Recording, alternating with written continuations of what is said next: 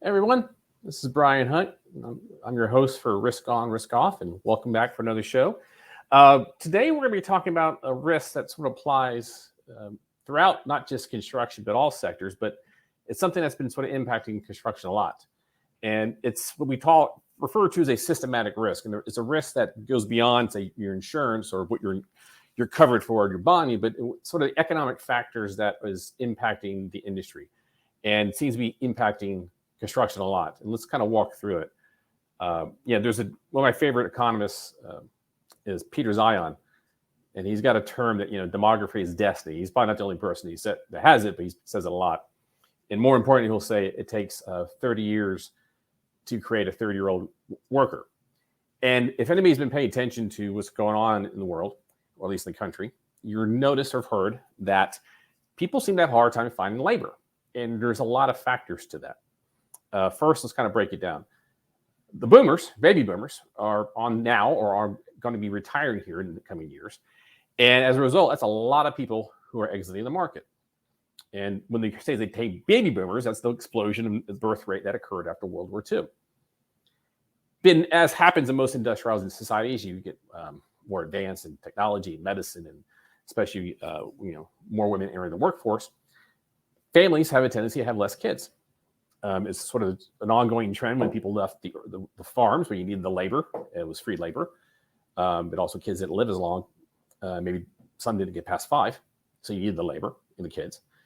Then you get to the city, you got fewer of them. So now we're in an industrialized society where we have a situation where the baby boomers are retiring. Prior generations have less kids, if not even negative birth rates. And you add into that fact, we still have economic growth occurring, where there's still strong demand for many sectors, and specifically in construction. And as we've known, there's a lot of construction that's going on, especially here in Texas, but throughout the other parts of the country. And with that demand, you need workers. And how do you replace those workers, or how do you attract people to become in the industry? And part of that is you look at the studies, there's a number of factors. There's Millennials and Gen Z don't have much interest in joining construction for a multitude of reasons. But it goes back to the fact, what do you do? What do you do to change the dynamic? And obviously everybody knows here, I'm a big user of LinkedIn, believer in LinkedIn. And to that point, I was looking on LinkedIn one day and I saw this post from a gentleman who was kind of asking a class a question to the class, as far as for people's, what do we do as a industry to try to improve the attractiveness of construction? And so when I saw this post, I definitely wanted to reach out to the gentleman, and he was very kind to join us. And so without further ado, I would like to introduce you to Mr. Dan Simoneau. Hey, Dan, how are you, sir? I'm good, Brian. Thanks for having me. Oh, no, first of all, thanks for joining. I like I said, you and I had not talked prior to your post, and I saw it. I go, I've got to get this guy on the show because I think he's got something to say. I got a lot of questions, not a lot of answers. Well, but if anything, the first thing is to address there is a problem. You got to ask the question. So with our forum here, hopefully we'll sort of maybe get this elevated within the industry, not just construction, but maybe throughout the country, is that there's a problem as far as getting workforce, specifically into construction. We are at a crisis situation in my mind of short-term and long-term. And like I brought up, I don't know the solution. And, I'm a generation, what do we call it? Generation X, sort of that lost generation. And there's very few of us in the industry these days. And how do we make these changes? And it's across the board. When it's a skilled labor, or it's any kind of let's just say manual labor. It's not even manual labor a lot these days, but it's anything physical labor, and it's hard to generate interest. And in our business, as well as others, you're just at a loss of, how do we make it attractive, and how do we make it conducive with newer generations, younger generations, and how do we flip the model now, so in 20 years we're not in a huge crisis as a country with not enough infrastructure and not enough work being able to be put in place. We have a huge infrastructure problem, and it's nice to build buildings and everything, but our lives revolve around, everybody wants to flush the toilet, everybody wants to turn the light switch on, and everybody wants their internet to work, and all that infrastructure is crumbling, and we have a hard time. So just opening the question. Hey man, well, before we get into the meat of the bones, let's have some let's sort of talk about your background first. So, but first question I like to ask my guest is like kind of like taking a turn on the old game. Where in the world is Carmen Sandiego? Where in the world is Dan Simoneau right now? I am in wonderful Fargo, North Dakota today. All right. Heading back to Texas tomorrow. Spent about 3 days up here. So I just walked to grab a sandwich earlier and a few flurries running. So all you Texans out there, I just want to say I won't bring it back with me. But great little town, Fargo. Love it. So what's the temperature right now out there? I think we're about 31, 32. Okay. All right. Really, it's pleasant up here. Well, it's definitely a change from the 105 and 10 we were having this summer. Yeah. So yeah, it's nice to get a little break. So Dan, let's talk about your background. So tell me, where'd you grow up? So I'm from upstate New York, and I'm the youngest of 7. Youngest of 5. Yeah, and my dad was a chemist with General Electric, and great family. We lived on Main Street. I grew up in Mayberry. It was wonderful. Yeah, and my mom and dad were very calculated and pushed all 7 of us through college. And I actually went to the same university my dad did and my brother did, and at RPI. And which for people who don't know, that's Rensselaer Polytech Institute. And where is that located?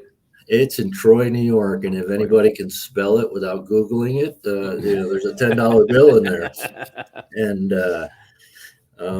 so from there, I met an alum of RPI through a whole convoluted thing, and he just said, "You need to get your butt to Texas. You're going to work for me." It wasn't a question; it was this is what you're doing, and got it.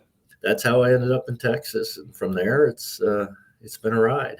Yeah, and so obviously looking at your resume, you've obviously worked at some pretty interesting companies, some big players in the industry in different parts of the state and country. You obviously Snabler Foundation Company, Keystone, Capform, Osborne Contractors, which you and I were talking about, Baker Concretes, Craig Olson, Austin Commercial, which is you and I we talked about that. I used to work at Austin Industries for not as long as you did. Now I think we're roughly about the same time. I might have left at the same time you were there too. I think you left the seat warm, and I just. And so now you've been, you were senior project manager at Austin for a number of years, but now most recently you switched over to McCough. Tell us about McCough. So McCough is based out of Minnesota, and a family-owned company, and in some great growth, but also in a area of the country that's really a dying area. I'm not saying it's a dying area. It's a receding area. More people moving to the Sun Belt, and more work going down to the Sun Belt and less up here. So a great family-owned company with trying to diversify, geographical and work type, which is fantastic. And got to sit down with their senior leadership, and I got to present a plan of this is what I like to do. And, they actually totally took a left turn and took a chance on me and said, let's do this. So running director of field operations, mostly working on some of their bigger, more complex projects, but also working throughout all our business units and trying to adjust to how do we perform and how can I help all our general superintendents and our project teams throughout the country. We're from North Carolina to Minnesota to Iowa to North Dakota to Texas. So it's a great opportunity, great people. Really. Right. So let's kind of circle back for a second. So not even say, obviously, as we already discussed, I think everybody in the industry knows there's a problem with having labor, people enough and attracted to the industry. Let's walk it back. When did you say this problem start sort of popping up in your head, or you started saying, "Man, this can be an issue"? I'd say about 10 years ago. Okay. And really what I was so fortunate to work with some of the best in the industry. Some great general superintendents in Florida and Texas and Houston, everywhere. And such major respect for these men and women, but they're all retiring. And this information that just sits within them is we're losing it. And my gut 10 years ago was, oh my God, I got a bunch of guys that are hitting 60. What am I going to do? And I felt bad because I haven't done anything. And I know many general superintendents that are between 65 and 70. And it's a dying breed. Yeah. And it's hard to lose them because you can't backfill that knowledge base. It's just expertise and experience. So about 10 years ago, and now I feel like we're in a full-blown crisis without anybody talking about it. Yeah, and I think, Dan, and before we go in, for everybody who's watching our conversation, if you wish to have a question sent to Dan, please, you look at the bottom right-hand corner, you should see a little box next to my name. Please go ahead and type your comment and then press return, and then I will see that. And as long as you make it appropriate and family-friendly, I will bring it to Dan's attention. So, but from kind of like any problem, you got to sort of do a root cause analysis. When I first joined Austin, I had a preconceived notion as far as how construction works. And I really, truly didn't understand or appreciate, especially how important a superintendent is for the success of a job. And for people who still don't truly understand, and this, I think, goes back to the root cause, maybe why it's hard to replace this. And maybe it's the fact of how the role and responsibility of a superintendent has been over years. Because first you have you're a general contractor and you get that job. And maybe that first job, that you pick a superintendent, maybe that superintendent's been working on it. He's working his way up, and the first job he's got is relatively close to his house. Maybe he's got a 20-minute commute or 30-minute commute or something like that. But then he gets assigned this really big job. It can be very lucrative for him, but it might be an hour and a half drive or two each way. So that unto itself first starts putting stress at home as far as that superintendent, who historically, and back in the day, male, is leaving the house early in the morning, coming to late, which puts the stress if he's married on the spouse to provide for the kids. And that's maybe impacting her career. Mm-hmm.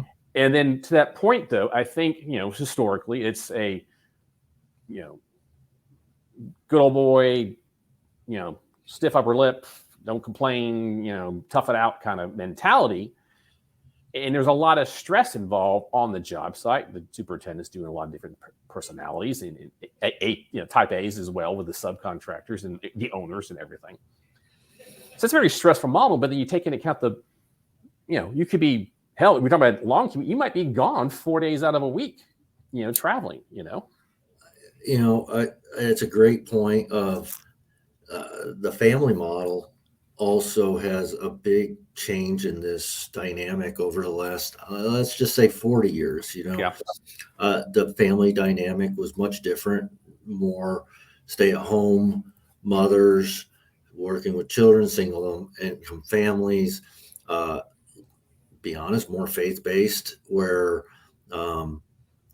different roles were different ways, and it was acceptable of, you're going to stay home, I'm going to go to work, I'm going to take care of this, you take care of that. Less of the multiple career paths within the home.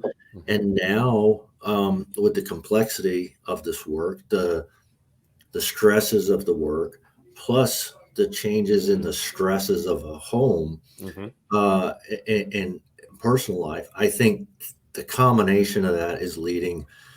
How do we make those changes? How do we adjust to not just the stresses of work, but also the stresses of personal life? And I think that's a big driver in this. I think people look at it just from the work side, but it's a personal issue too. Yeah, because I think about it too, historically, construction, my great grandfather, when I immigrated from Ireland, in Boston area, New Haven area, the Irish, the only jobs you could get were construction. And there was an old sign, NIA, no Irish need apply. And I think back as far as my great grandfather, who had worked very hard at long hours, and unfortunately was an alcoholic. And you think about the stresses that have on the body. And I say this because, and this will lead into this. Think about, say, I didn't know my great grandfather, but I would think anyone who's been like in that situation, who's working hard, trying to turn for his kids. I think a lot of people would say, man, I really don't want my kids having to do this. You're trying to provide a better quality of life for your kids. And maybe the intent is that, well, they're going to go off to college or be a doctor or a lawyer or whatever the case may be. And that's kind of all I think historically has been the impetus, maybe why people do construction, is to make the next generation better or provide for a better quality of life for their kids. And I think the problem is, like, a lot of people, it's not going to be cut for college, but I think that is unto itself part of the issue with construction. It's a tough job. I mean, it's a tough job. Would you rather get up and put your shorts and, maybe a button-down shirt over it and sit at the house and do a job from the house and sit in front of your computer? And, in today's day and age, I think COVID really, really changed this almost as much as 2008. Yeah.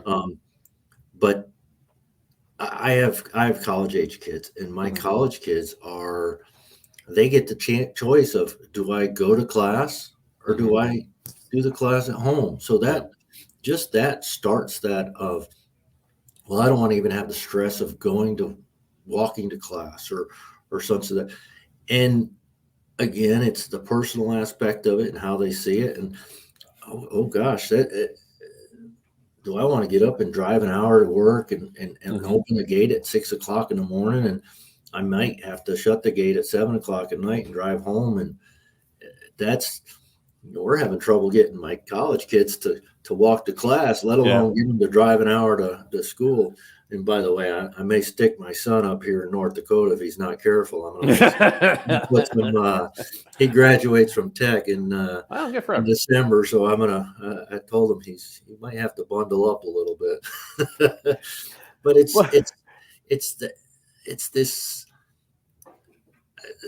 not a.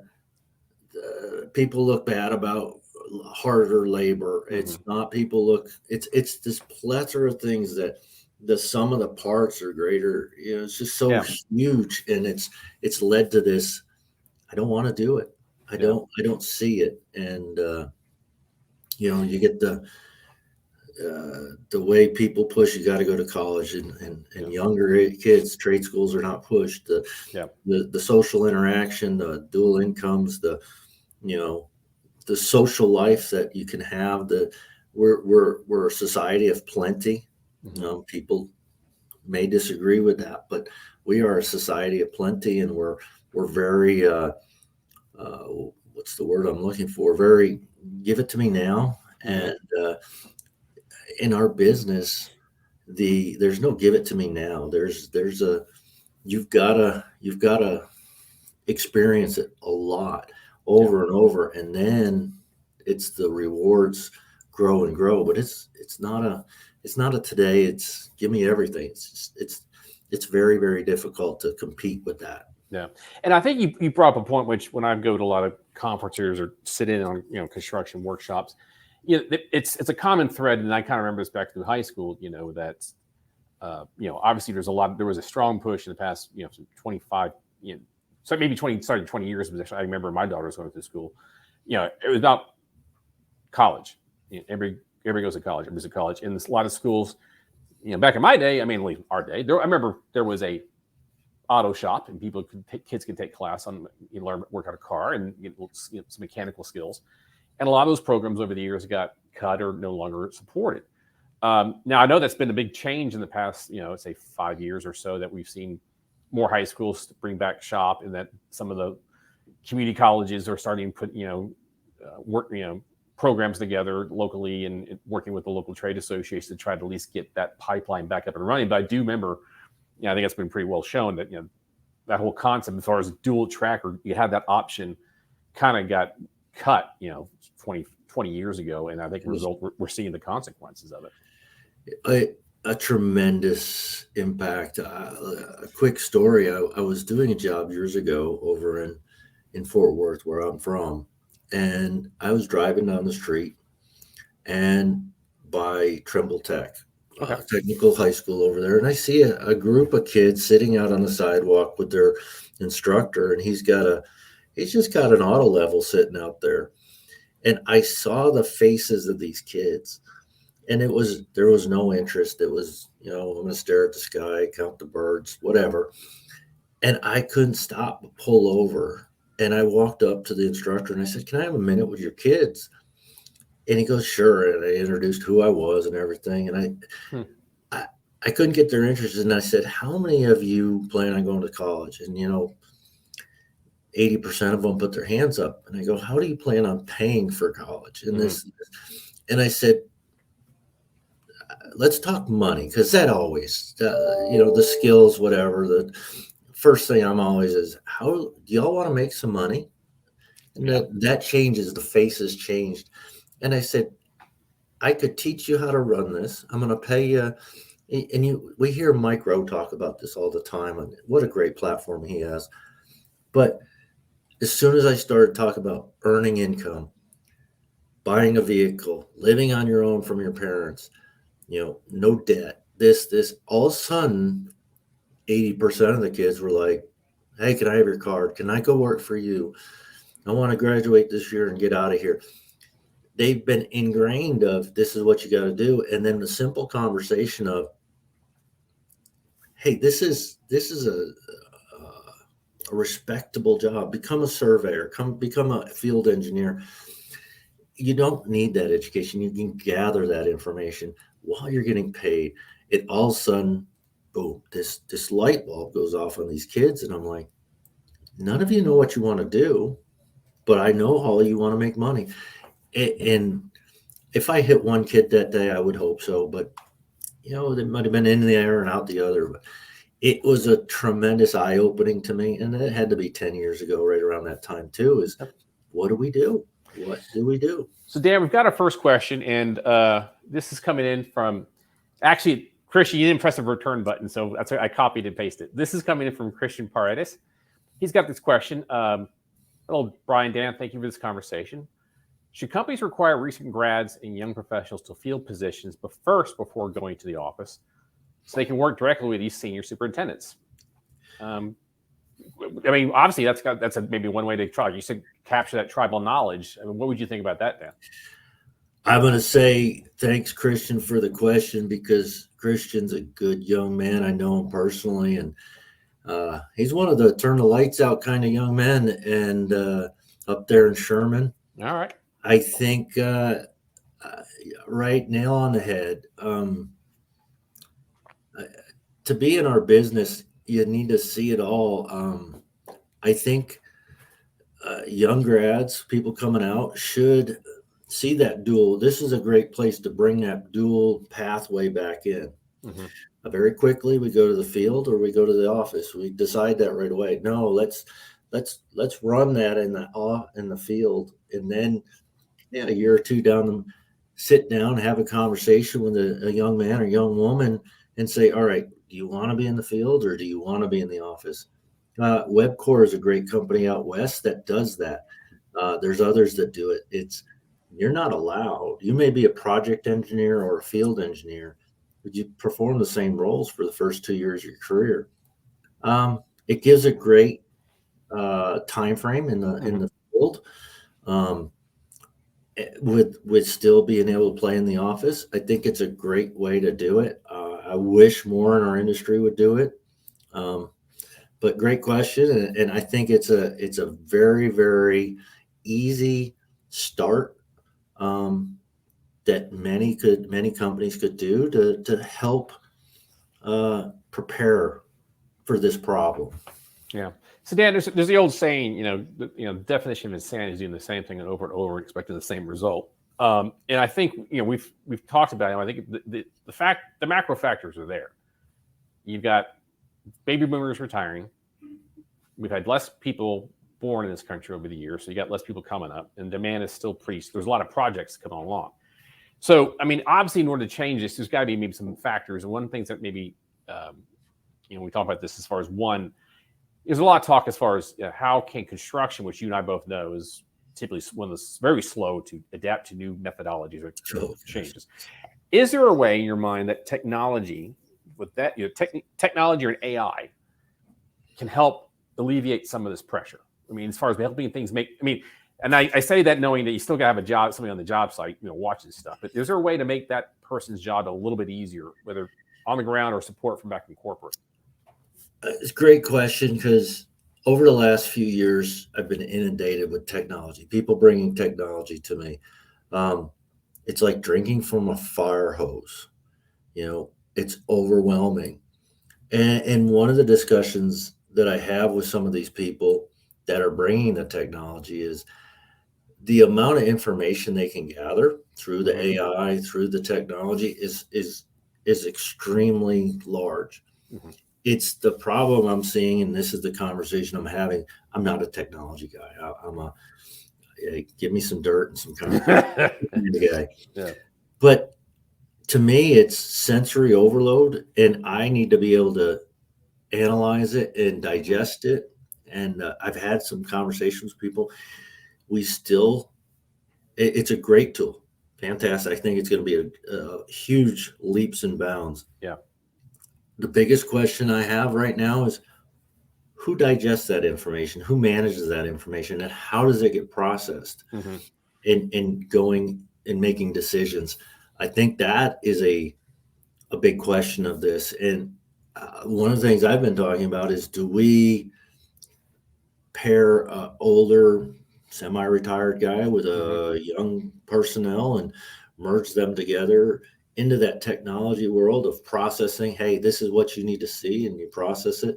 Yeah. I think it's another one of those nooks and crannies, offshoot questions that we have about this is how do we incorporate technology into this? The kids love it. And I call them kids. I'm old, so I don't think anybody takes offense to it, but they can work circles around me on this stuff. And if we can pair experience, knowledge, and decision making, I call it, I can look at a concrete truck and I can climb up on the back of it and I can tell you what the slump is and if it's good and blah, blah, blah. I can analyze it in 3 seconds, but AI can't do that. Can somebody young do that? It's a taught method that over time. So it's a big, how do we use the technology? How do we use the youth? And how do we merge all that prior knowledge to it? No, and I think, part of it, Dan, you kind of made this comment that pairing up, and I was going to throwing this out because the idea is like, is there a way to take some of the pressure off these individuals? And by that, it's like, from your perspective, and again, you can't do the same thing over and over again, expect a different result is insanity. So you got to try new methodologies or techniques. Is there a way it might sound odd, maybe it's been done, but can you have co-superintendents on the job site in the sense that he's here for 1 week and somebody comes in the following week and at least they're able to come home or whatever? I mean, could that work? I'm preaching with my guys. So just one of my senior soups just left. He's heading back to the wonderful town of Ellendale, a massive town of 1,100 in North Dakota. And I've got a staff that when I get out there, I may have 8 to 10 superintendents on the job, and it's to share the wealth and share the responsibilities. How do I come from the generation that was taught, hey, college boy, go do this, or you're going to work 60 hours and you're going to work, and this is the way it's always been done. That does not work anymore. So yes, we need to co-share stuff. I don't want guys working 60 hours a week. They get burnt out. Yeah, exactly. On that point, but also shared responsibilities so you can cross each other's paths. And these jobs are bigger and bigger, so you have more people, which is great. But the other thing is shifting work. Hey, do we want to do a Sunday, Monday off for certain people? I think the other solution that is going to be very hard is we need more people, more bodies. these owners and developers are asking, hey, what can I get for the best buck? And they don't want to pay for the people. And you go, no. I'll bring that up. Yeah, it's just huge. Yeah. Yeah, because Dan, I've seen in my line, I work with I work with the general contractors, I work with subcontractors, and architects, engineers, and owners and developers. And I've had experiences working with good and bad on all sides. With the owners, though, unfortunately, there are certain types. They're just looking for the lowest price. They just want the lowest price. They're not concerned about value. To me, it doesn't exist. It's what's the lowest price, and and I think there's consequences to that. I mean, you definitely see, people have been doing this in construction. You probably, I'm not preaching to the choir. The compression on rates and the compression on what you get to, back in the day, I heard stories about you get 10%, and over no problem. Now you're lucky to get 3 returns as far as in that unto itself puts pressure on time constraints and flexibility, and does it and I think there's a push pull on that where I know you're in this during the relationships, you get the owners who find a general contractor and they have a good relationship, but there's no really any bidding. It's just like, hey, we'll negotiate it, but they see the value of getting the project done on time, but also quality, not necessarily of cheapness. I mean, do you think that's a problem as well? I think that's it's an extreme problem in I'll call it the growth ground. Yeah. Most small to medium contractors are in that growth ground, and they're going after work that is competitively bid with other people in that growth ground, and it's cutthroat, and the margins are so lean, but that also is putting the burden on the labor that they're carrying. Yeah. So I'm going to cut to one project manager and one superintendent. You don't get a PE. You don't get this. You don't get an assistant superintendent. Yep. So that puts a burden on those people. And that as these jobs get bigger and bigger, where do I try to get people? I'm trying to get people from that growth ground of contractors or whatever. Mm-hmm. And they're burnout.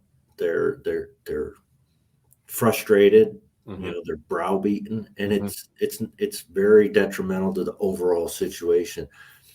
I one of the things I really push is, we can't have collusion in this business. Yeah. But why am I working for owners and developers making a lot larger margins than we are? And we need to push the boundaries of, we all need to take more margin. We all need to take the risk of increasing our margins and holding ground, because it gives us a net to one, have more people, 2, to take care of the people, and grow the business and have a respectable company that's making good profits. I'm tired of taking jobs at 2.5%, 3%, and it's just the risk is so large and the reward is minimal, and the damage is hard.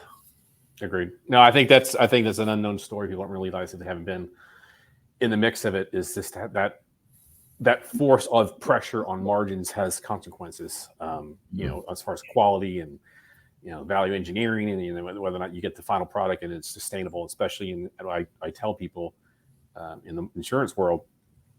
Commercial property markets are pretty tough to get insurance, because we're seeing increasing severity and frequency of natural disasters. And so if the building isn't going to be, carriers are going to be walk away from projects if they're not being more resilient as far as being built better materials, better engineering. And so that chase for that lower dollar isn't necessarily is going to help you as far as making sure you have coverage going into the future as you try to insure that property. So Dan, obviously one of the things we talked about, and again, everybody who's watching, if you have a question for Dan, please, at the bottom right-hand corner, you see my face. There's an oval. Type in your comment where it says add a comment and press return, and I will bring it to Dan's attention as long as it's tasteful. And so Dan, one thing too, I've had the pleasure, been doing this show, and I had the pleasure of having a geopolitical strategist, Tom Barnett, on. He's got a book out now. He's phenomenal. He talks about macro level and systematic risk. And one of the things that I alluded to as far as how climate change is having an impact on commercial property development and insurance is also migration of people. And there's a comment as far as like he says, we're seeing the changes like along the equator, 30 degrees north and south. And like it was recently, like the Panama Canal, they're not able to put as much traffic through the Panama Canal because the lakes there's been a drought and there's not enough water to lift the locks up and down. So we're having impacts on that. And not enough water means also, think about it, not enough crops. And, a lot of these people in Central and South America are, rely on crops. Vegetation, farmers to support themselves, and you got a failed crop. You're going to go someplace where you can maybe get a job. And we've seen, because of failed states in Venezuela, the massive exodus that occurred in Venezuela, people going north. All these people aren't coming from actually Mexico. They're really coming from like Venezuela and Honduras and Guatemala. They're looking for a better way of life, which historically, you and I both know, construction has always been a source of immigration, and especially in Texas. A lot of these individuals that come from South Texas are across the border and don't have the documents, but you and I both know a lot of these employers hire them anyway, right? That's correct. That is correct. And so that's a factor that's going to occur where you're going to still get upward pressure of people trying to come north to sustain themselves and provide for their families. To that point, we talk about, baby boomers retiring, not enough people coming after them because of declining birth rates, and there's a whole lot of people don't want to do hard work, laborious jobs. I think we'd all understand, you can't have open borders, you got to enforce the laws, but we also, the immigration system is broken. It's just flat out broken. It's a mess. And we've all heard the saying, hard times make for strong men. Great saying. Good times make for soft men. All that. I think there's a balance to this with this. Just what you said. We have people that are in hard times. The Hondurans with a lot of unrest with the government, the natural disasters. The Venezuelans with government just in total chaos. The lack of incomes. There are hard times. Are we not looking to accept, to embrace it, and use it to our advantage? And it's hard to say that but we have such a gap there we need to fill. There's a potential from outside that need to have that. We're struggling to find that. Again, our every government can screw everything up, in my opinion, and the more they are. But it's tough. We've made a lot of good times. I'm blessed at what my parents gave us, and I have a good life. My children have an even better life, and I'm grateful for that. But are they soft men, soft women because of the good times? Are we going to have the hard times come again? I'd like not do it, and especially in my industry. So a great point of how do we marry problems with problems to come with solutions? I hadn't given a lot of thought, but your comment there just drives it home that there's so many branches of this problem and branches of solutions too that we all have to come together and work on. No, and I tell people, like, you say, show these, you can't take these problems and solve them in a 30-second soundbite. And unfortunately, we collectively just want the soundbite issue, but it gets more granular. It's micro level. I mean, there's a lot we could say in the world of risk. These are a lot of interdependencies. You push on one side of the balloon, it pops up on the other side, and so these things, they have to be addressed holistically. And I think we got to be realistic about it. So we got another question for you. So we've got coming in from Charles Ma. Hi, Dan. Have you seen examples of companies or teams doing a good job of navigating some of the challenges you've described? Even if it was a one-off, i.e. securing higher margins, taking care of the people, transitioning tribal knowledge? I think there's some that do it better. I have Charles, great question. I need to catch up with Charles soon. And then also he adds in, if so, how and why were they successful? I have a lot of friends that work over at DPR. I'm impressed. I haven't worked around them very much, but I will say that they're more vested into how to work with the younger generations, the millennials, the Mm-hmm. the generation, what it Y's or Z's or whatever. Hey, when you got a bar in your office, I'd call that a step in the right direction. And Hey, that's man, I'm not complaining about sarcastic. it. But impressed that I think they're seeing this. Beck has done a good job on that. Mm-hmm. I think they're struggling a little more now, but they realize the questions with the technology and younger generations. Some of the West Coast companies, Webcore, I'll mention them. I have a great relationship with a couple guys out there and how they work with it. But up here, where I just came to, they realize we're behind the eight ball. Yeah. We're in the Rust Belt, Midwest, Upper Midwest, whatever it is, it's a little different. The Northeast, it's the same way. My brother runs some work up there. His company's doing some different transitioning towards the millennials and that, and it's great to see. They're 100-year-old company. Yeah. Yes, there is bits and pieces that everybody's doing. Is one person doing it all right? Absolutely not. I think there's a need for some kind of forum that everybody says, this is working for me. What is working for you? Small things, what are the small things? And if we take the sum of all the small things, maybe we're going to make a difference. But I think it'll help all of us. And Dan, I think another thing that I think is maybe, again, definition of sanity is saying the same thing over and over again. Construction is, let's be honest, it's an old boys network. It has been historically, and it's been predominantly by a bunch of older white men. And there's a wonderful book that I read. I would recommend everybody. It's General Stanley Crystal. It's called Risk: A User's Guide, and it talks about like enterprise risk management solutions. And he was pretty well known for when he was in charge of JSOC. He was very aggressive about bringing, the concept of diversity, equity, and inclusion into JSOC and there's a wonderful bias. He talks about, like, if you have an example, let's say, you're a construction firm and you got a bunch of, middle-aged white guys who seem to have that same ring that comes from A&M, looking at a problem. Well, they all might be looking at the same problem, but have the same background, and they're not necessarily bringing a different perspective or concept to maybe try a better solution or the proper solution. And General McChrystal will argue that when you bring people in with different diversity backgrounds, race, religion, education, where they grew up, you look at things differently, and you maybe have maybe with the empathy, or at least have a perception to look at the problem from a different angle, and maybe as a result find the proper solution.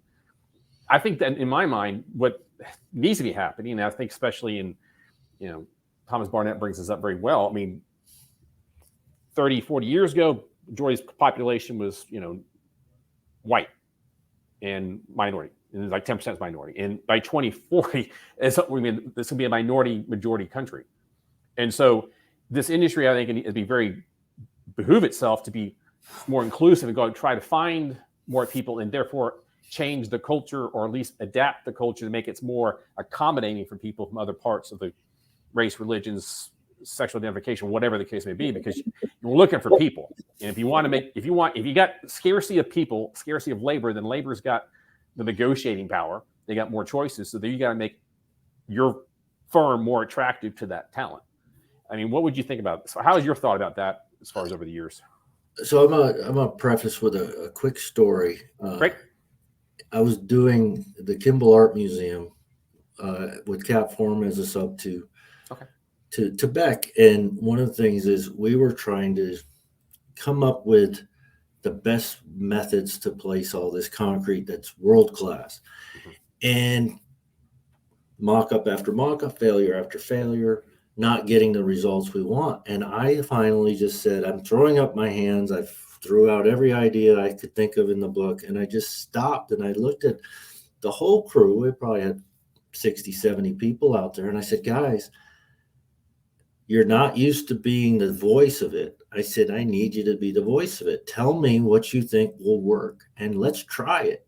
And that was from the main guy all the way down to the least labor. Guy with 2 weeks with us. And it opened up conversation. And we had laborers go, hey, can we do this? Can we do this? And we think we can do it this way. Excellent results. But the voices came, not they always felt like they're the non-voices. Yeah. Prefacing that with today's day and age, I got to tell, if there's a lot of young men out there on this, the women are going to kick your butts. They're great. They're doing a great job. They've got a chip on their shoulder. It's an old boys network, like you said, Yep. Brian. Yep. These young ladies are just, they're out for blood. They're going to take on the industry, and they're going to take over the industry. You got some great young ladies,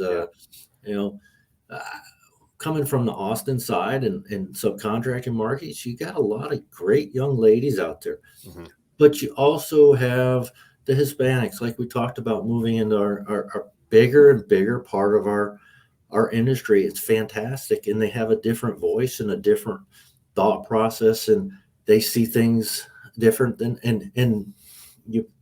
the comment of the old white boy network, that's got to change. Amen.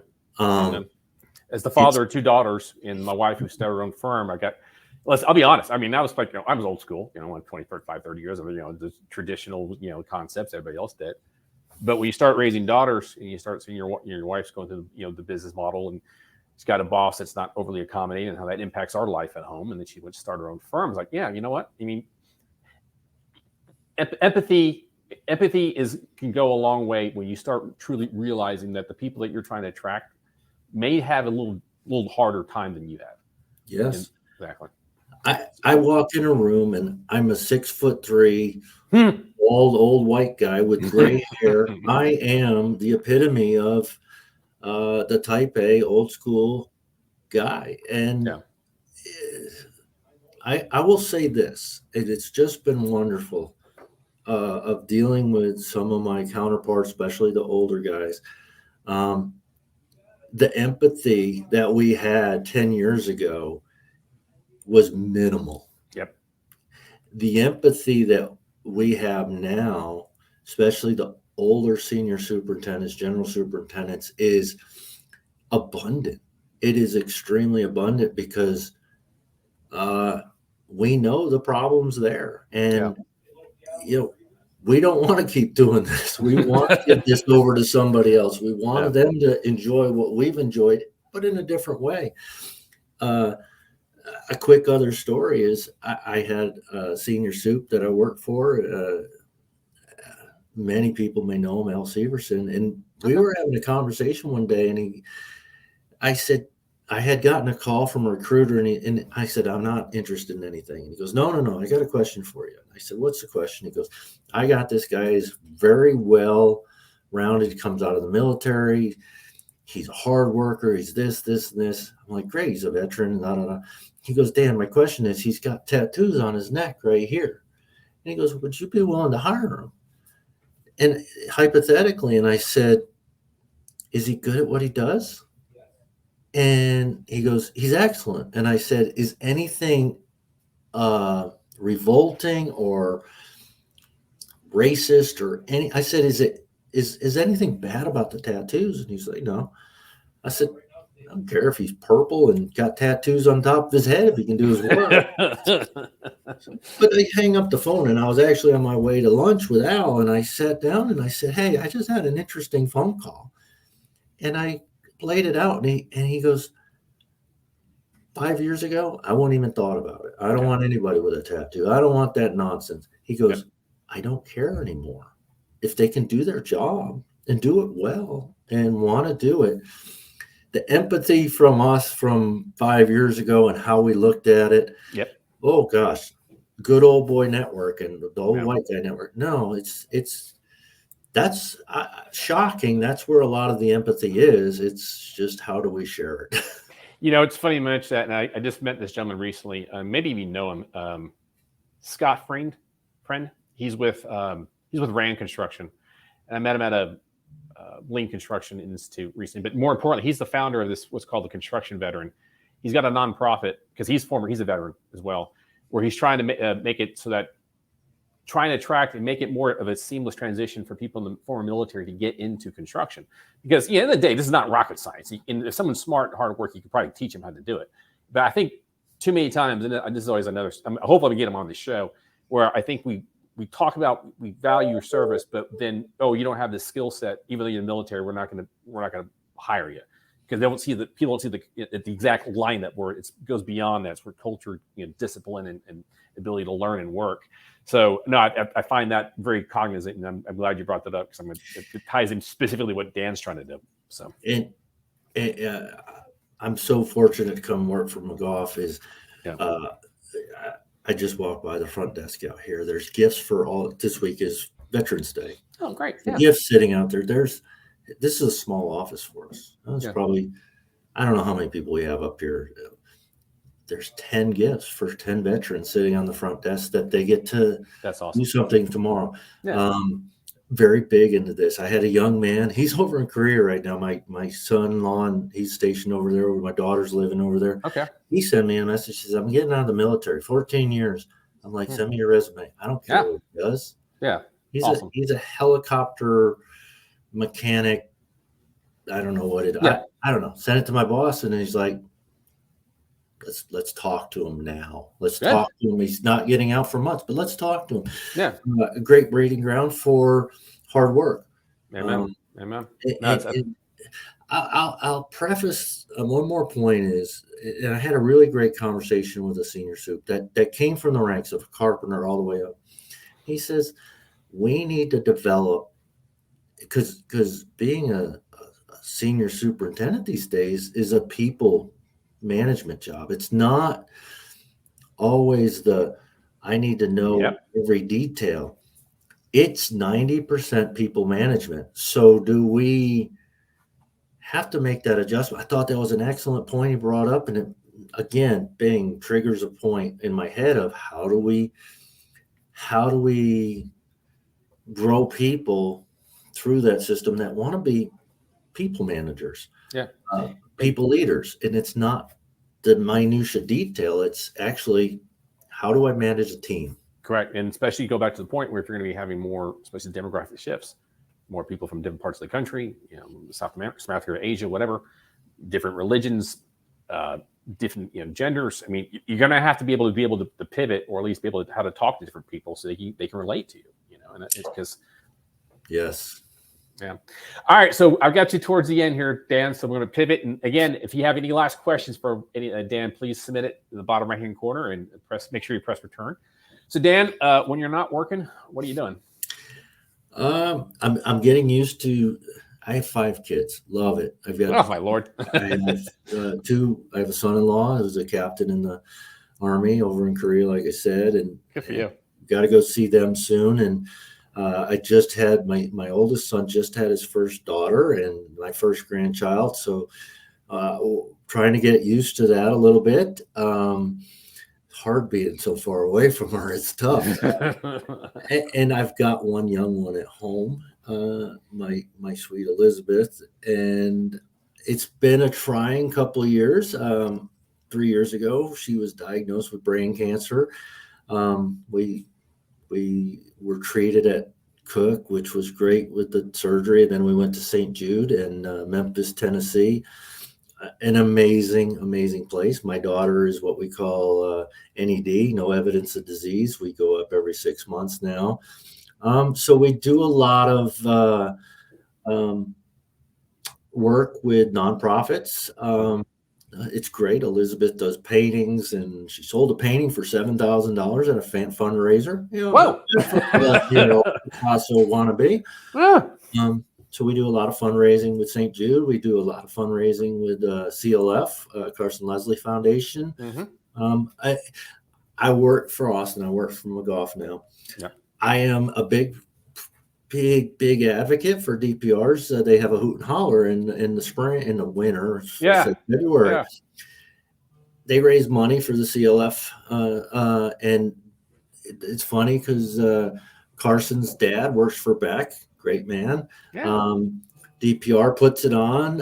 One of the other ladies that works for Balfour, her child had Megillo also, like my daughter, and Carson. So it's very interesting that we get to cross paths with different contractors for fundraising. Yeah. So we do a lot of work with that.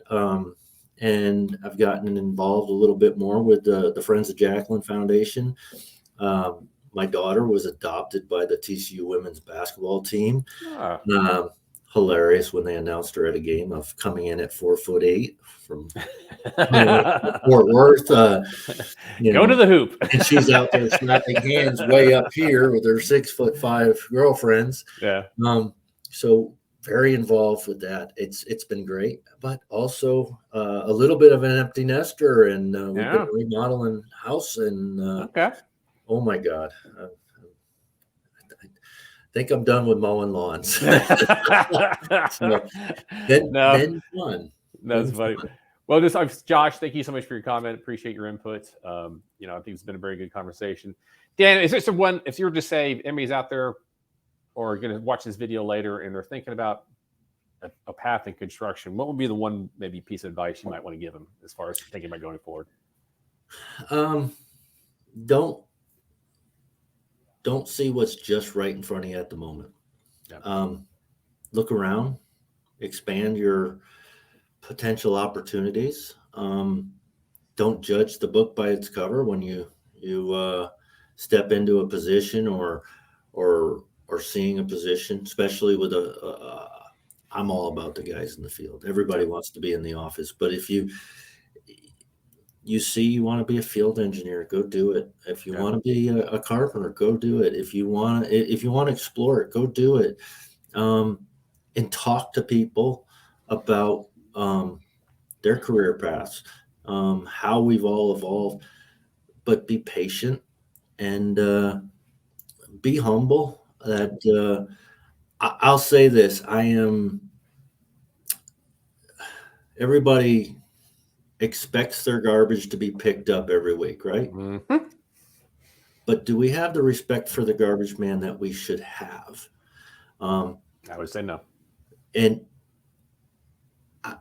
I'd love making a point to say hello to those guys when I can and talk to those people, talk to that garbage guy, talk to the laborer, talk to the people that really and explore their side of things and what they see in life and what makes them happy.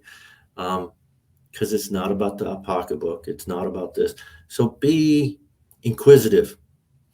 I guess that's what I'm trying to come back. Be inquisitive. And somebody's got a question for me. I got 10 back to you because I can't learn unless I'm asking. Yeah. So, Great. I can't thank you enough for having me on. Oh, no, Dan, my pleasure. I know you're a busy man, and thanks for coming. But like I said, it was just sort of the benefit of social media, specifically LinkedIn, when it's a problem that it's been asked, and people have been glad you brought it up. And it was just exactly, I just left a lean construction, and we were all talking about the same problem.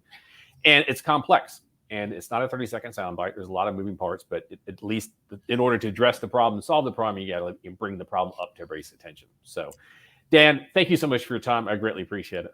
Brian, appreciate everything. You bet. So, everybody, I think, there's a great input from Dan, who's a long-seasoned veteran of the construction industry. This problem is permeating throughout the industry. And it goes beyond construction to other, if you're working outdoors, heavy, whether it be landscaping or, manufacturing in a hot environment, it's, these are challenging jobs. And it can be unappealing. It has been historically unappealing, but obviously it's needed. And when you think about what's still going on, economic growth, and what's going to be still coming with the infrastructure bill, there's still be a lot more need for this. And can't be solved in a soundbite. And just using old ways to address a modern problem, I think, is a definition for insanity and failure. So I'm grateful for Dan's input. I'm grateful for everybody who saw this and chimed in your opinions. Like all things, guys, if there's an opinion specifically you want me to bring, or at least individual or a topic you want me to cover on this show, please send me a note. You can post on LinkedIn. Happy to do this.